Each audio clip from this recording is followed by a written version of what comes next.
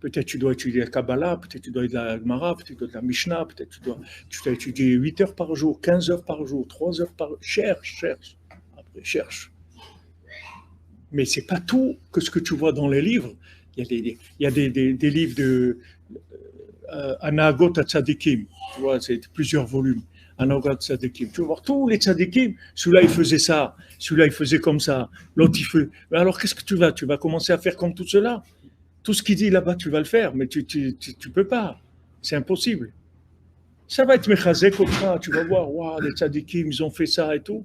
Mais moi, il faut que je reste à ma place. Je ne vais pas comment, je vais pas, où je vais aller. Tu vas voir un match de basket des champions du monde de basket. Tu ne vas pas rentrer toi aussi sur le terrain parce que tu les vois, ils font comme ça. Toi, tu vas rentrer toi aussi, tu vas faire comme ça. Mais t'es fou. Alors quelqu'un il voit écrit, ouais j'ai vu écrit dans un livre, il dit il faut faire comme ça, il faut faire. Mais à qui il parle? Tu sais à qui il parle? Tu sais pas à qui il parle. C'est ça notre problème aujourd'hui. C'est que tout c'est une salade des gens. Et après il rentre ça à la maison. Il dit après il met sur sa femme, il met sur ses enfants.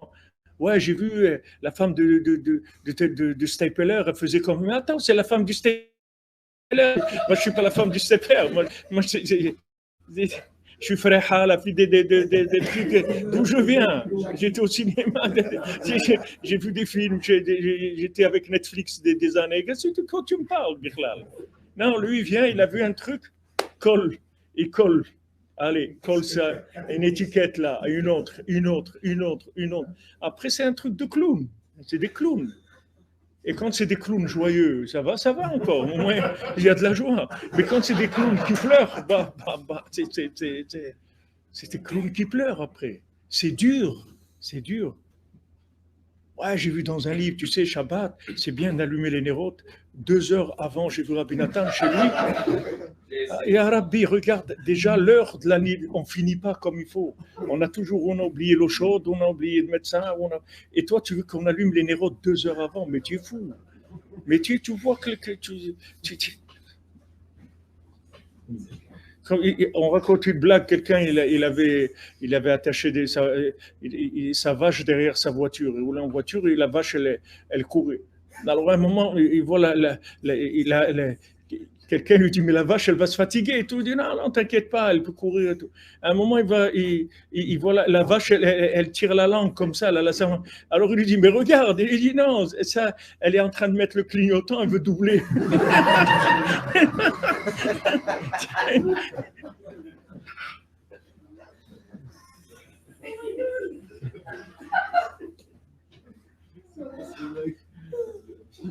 Il y a les tzots de Rabbeinu qu'il a donné pour tout le monde. Et après, fais attention.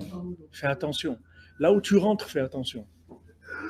À une époque, on était mithorer avec Aix-les-Bains. On avait pris comme ça, parce qu'il y avait Raveliovitch qui était avec Aix-les-Bains, et il connaissait tout le chasse Mishnayot par cœur. Il avait un céder, comment il répétait le Mishnayot et tout. Tout le temps, il répétait tout le chasse Mishnayot par cœur. Alors comme ça, des collages, c'est vrai, c'est bien les Mishnayot, c'est pas très long à apprendre et tout. C'est bien, c'est accessible.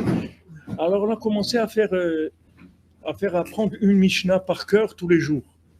Une Mishnah par cœur tous les jours, un jour, 2 jours, ça va, quelques semaines.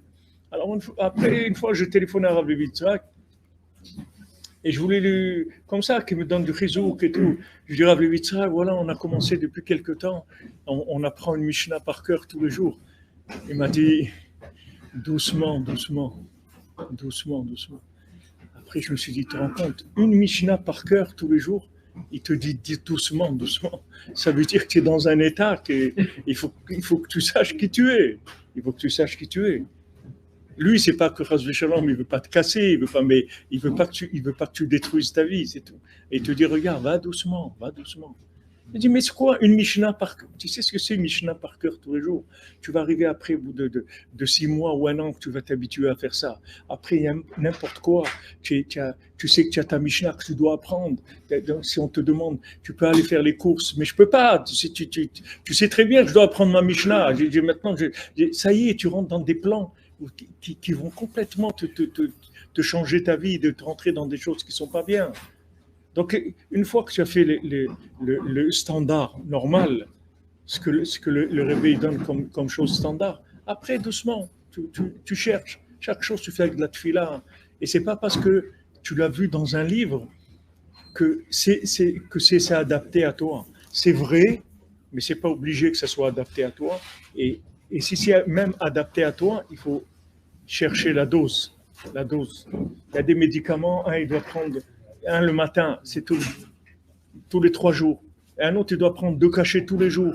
Chacun selon comment il a sa maladie. C'est-à-dire, on va lui donner. Le baromètre, c'est de la simcha. Ivdo et Hashem besimcha. La simcha de la mitzvah, elle est plus grande que la mitzvah elle-même. Parce qu'il n'y a rien qui montre que tu es en forme comme la simcha. Quand il y a de la simcha de faire quelque chose, que ça te donne de la joie, ça veut dire que voilà, c'est à ton niveau.